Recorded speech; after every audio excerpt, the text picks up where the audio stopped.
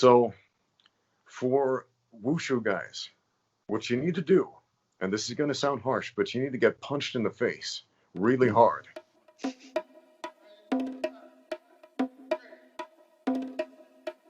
Perfect.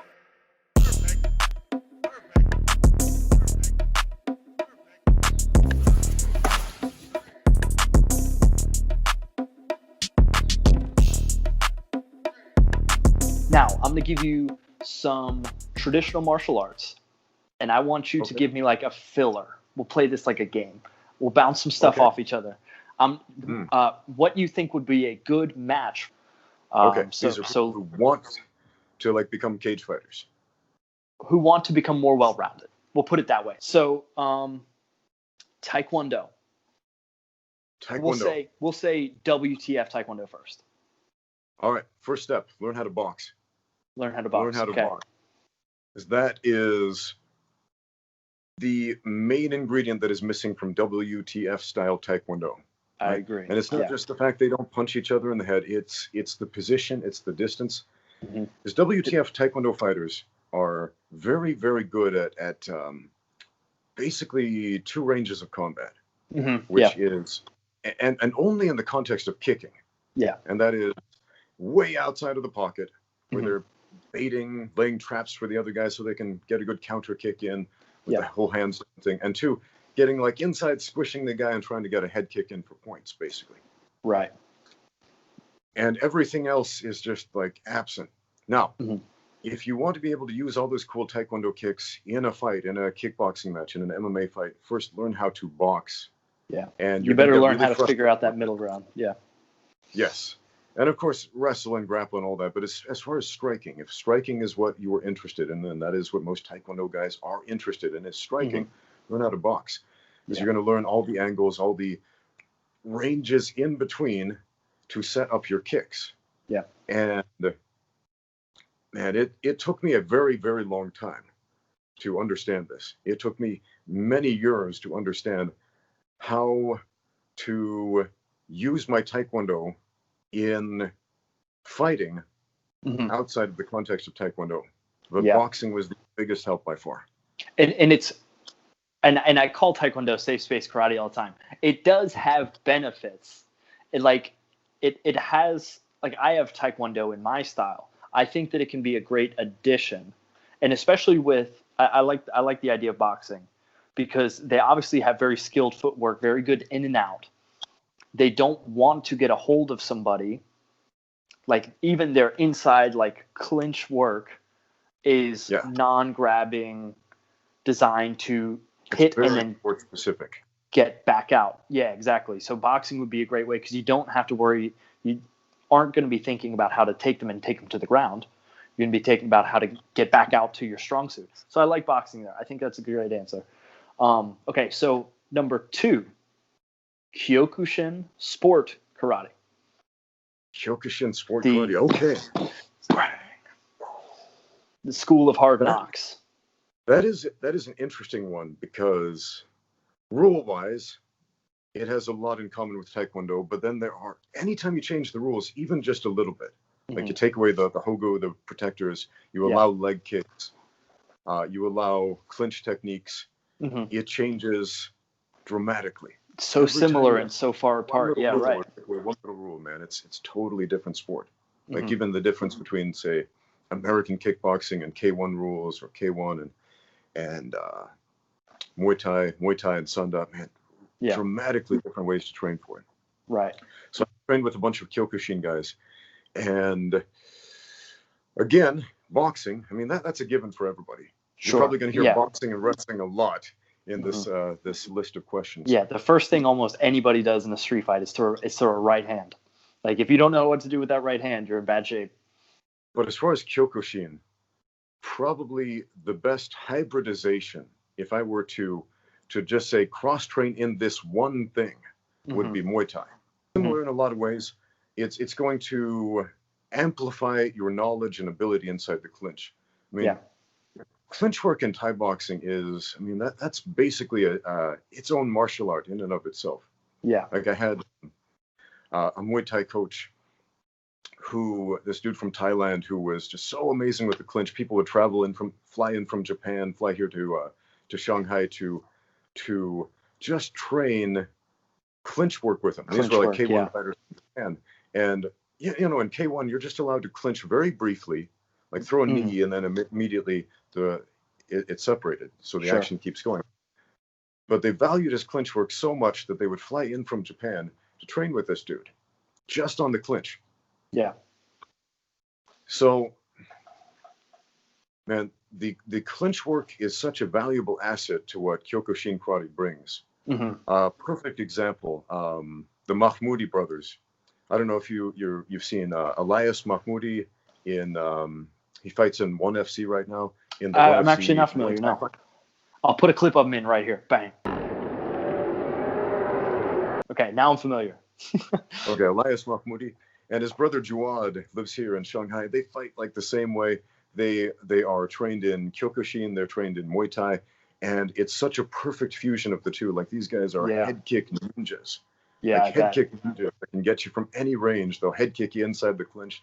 They'll head kick you outside of the clinch. They'll head kick you toe to toe in the pocket, etc. It's just a really, really good fusion of that.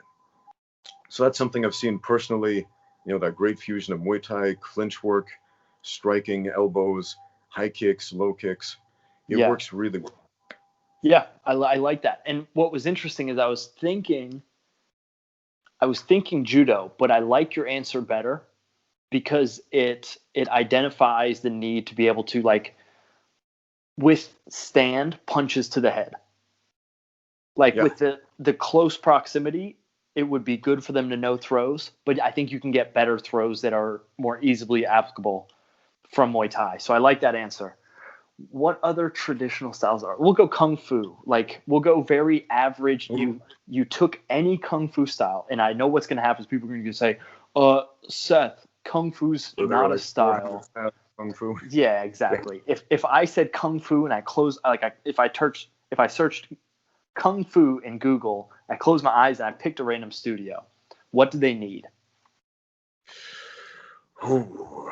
Man, that's a good question, because again, there are many, many different styles of Kung Fu. Of course. In the modern world, most of what we see in Kung Fu schools is modern sport Wushu forms. Yeah. Like back in the 1950s, the Chinese government, the communist government decided, let's try to unify all this and roll it all into one.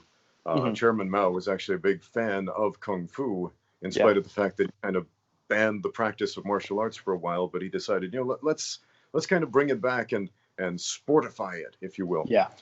And so they took all, what they considered to be like the best of these 400 different styles and kind of rolled them into an amalgamation, which today is the modern sport Wushu. So let's imagine we're talking about a Wushu person, and I've trained some of these guys. Like I had a student who got a master's degree in Wushu from the Shanghai University of Sport.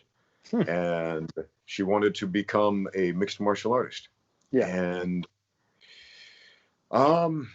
she ended up becoming a boxer, an amateur boxer. Never ended up in a cage fight because she had some issues with her knees, some torn ACL from Wushu of all things. But ended up becoming a pretty decent amateur boxer.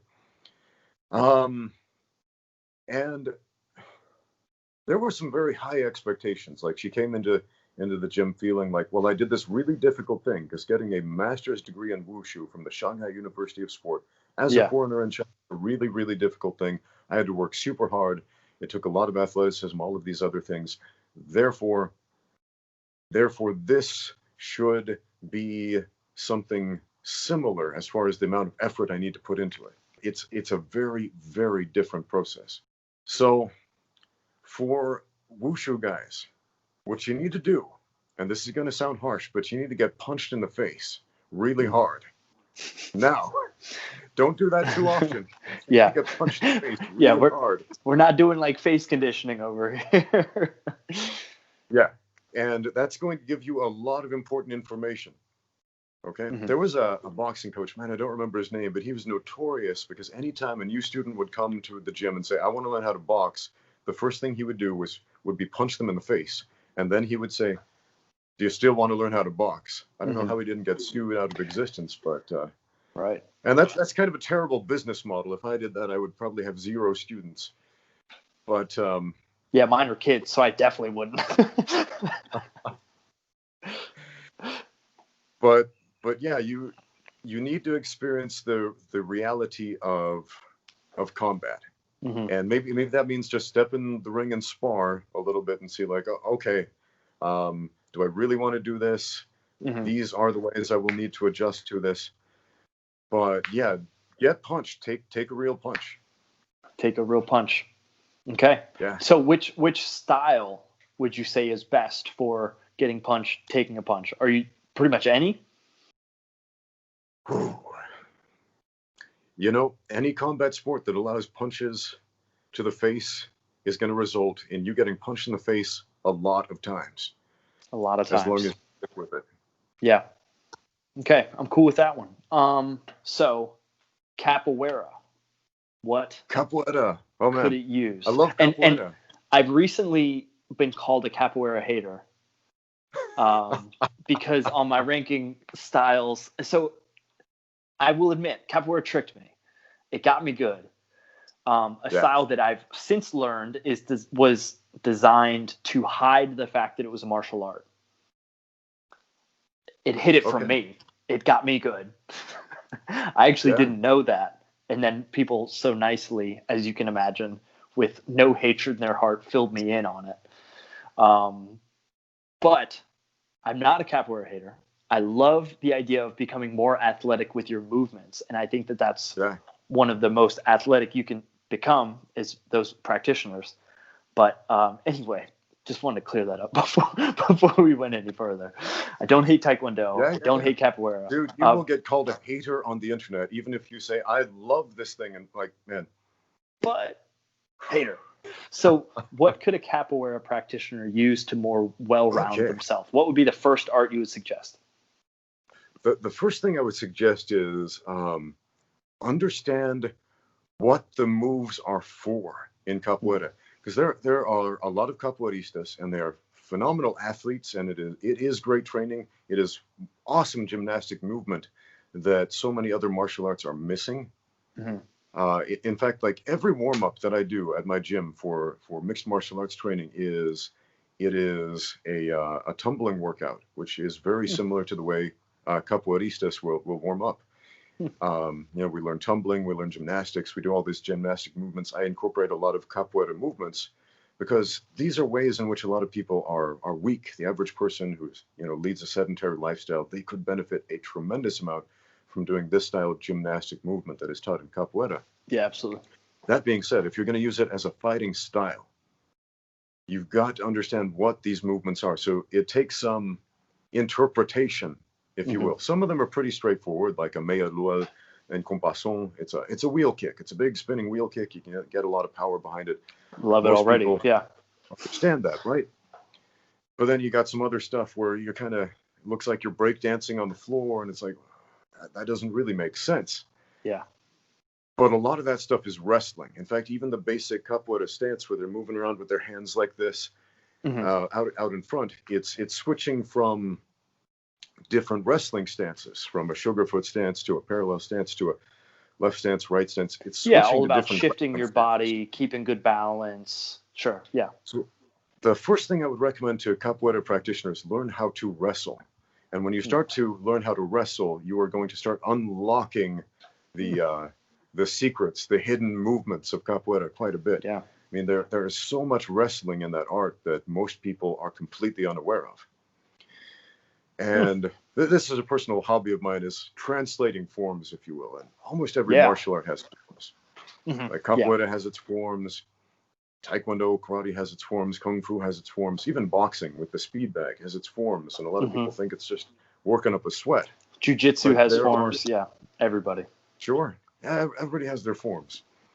And understanding those forms is paramount to understanding your martial arts. So with capoeiristas, I mean, a lot of people in the capoeira community talk about the Angola style, capoeira Angola. Hard pressed to find a lot of capoeira practitioners who actually know how to grapple. Well, outside of the ones who maybe go to a BJJ school where they also do capoeira because they've got this Brazilian connection. I've seen that in a few gyms. That's pretty But cool. you'll be hard pressed to find capoeiristas who are really good wrestlers, just because, you know, people tend to stick with one thing. Yeah. But yeah, if you want to understand capoeira, it's not just about the kicks. Learn how to wrestle. That's a huge, huge part of the art. Do you have any specific style of wrestling you think it would relate best with? Freestyle. Freestyle wrestling. Gotcha. Because so much of the movement in capoeira is getting in low. It's getting to the hips, getting to the legs, getting to the ankle picks. You know, it's the duck unders. It's the sit outs. Actually, that's a really cool comparison. I like that. Yeah, so freestyle wrestling as opposed to, say, Greco-Roman, which would be the upper body. Yeah. Okay.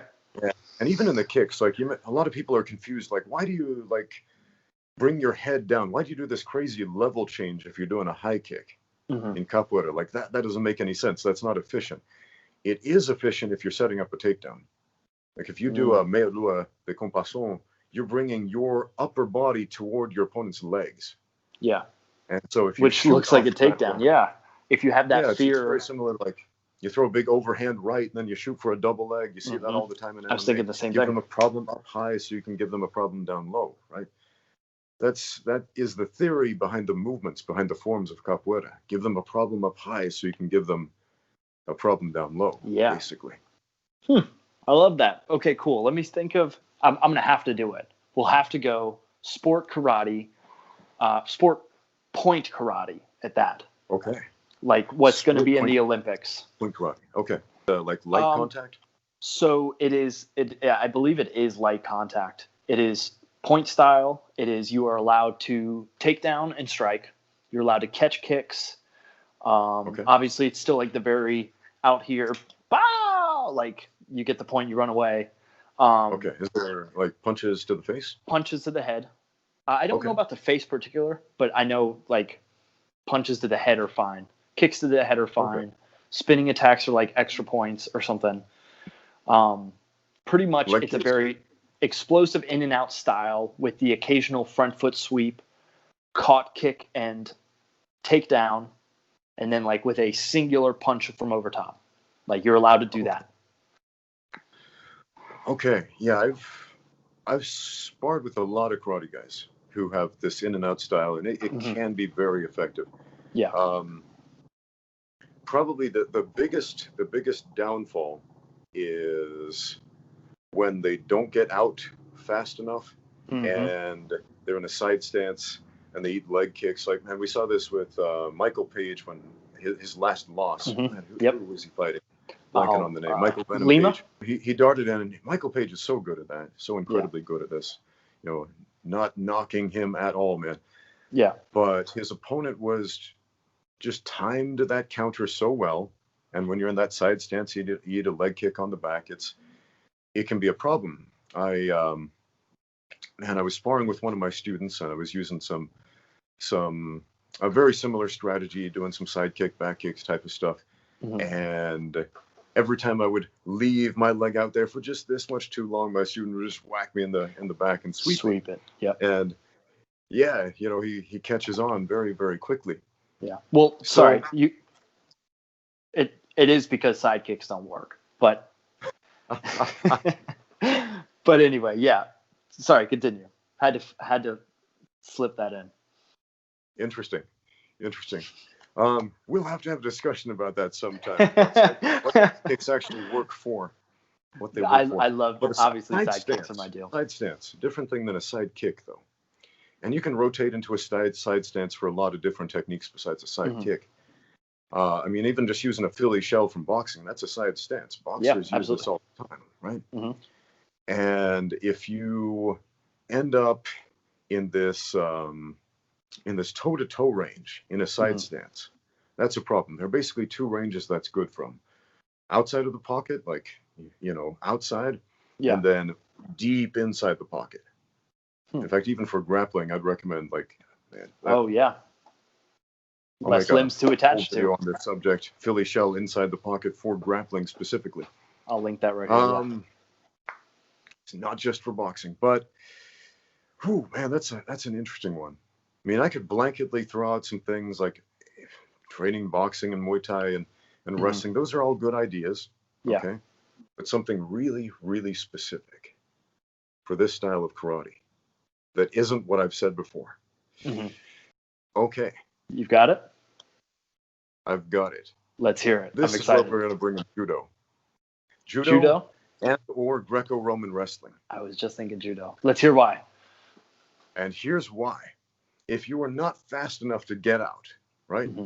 Because eventually some people are going to get fast enough to get in, or they're going to bait you in, or they're going to take a step back themselves when you take a step back and present you with the problem of who comes in first. Yeah. Right? Who risks that counter punch first? As an alternative, you need a strong plan B. So if your plan A is in and out, sting them and get in and out, okay, and that's a solid plan A. Yep. Your as long plan as you B, know how to hit hard. Yeah. Yeah. Get in, stay in, and then dump him on his head. And do something about it. I love that. Obviously that was like my style-ish. We weren't very point-based, but still we were very in and out. Like, we don't want to get touched. We want to be able to hit you and then get out and let you get frustrated about it, and then we get in and hit you again. I currently train in a Muay Thai gym.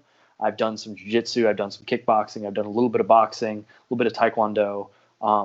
But judo is the one thing that I've wanted to take more than any of the other ones. Sorry, Josh, my Muay Thai instructor.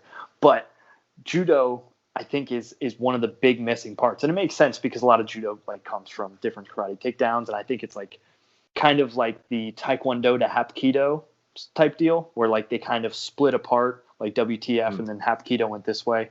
I think you're right. I think judo is the move. It's the good safety net. Yeah, man. And just as far as why, I mean, that game plan, if you're fighting from a side stance, right? Again, getting to the toe-to-toe position in that, and staying in the toe-to-toe position is dangerous. But if you press into a clinch, even in a side stance, even if in a Philly shell, right?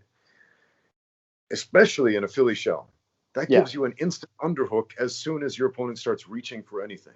You put pressure on them. You're in that tight side stance. They reach for something. You have an underhook. What do you do with that underhook? Any judo throw you want, basically. Yep. You got unlimited options. Your hips are below theirs. You're good. If you like this and you want to see a part 2 that has what traditional style you should take next to complement your modern style and make you stand out, make sure you hit the like button. Make sure you comment. Make sure you go subscribe to Mr. Ramsey Dewey. If you're not subscribed, what are you doing already? Thanks for watching. Now get out there and train. Get out there and train. That's right. And think, man, that's a Taekwondo guy, right? So, yeah, that's definitely a Taekwondo guy.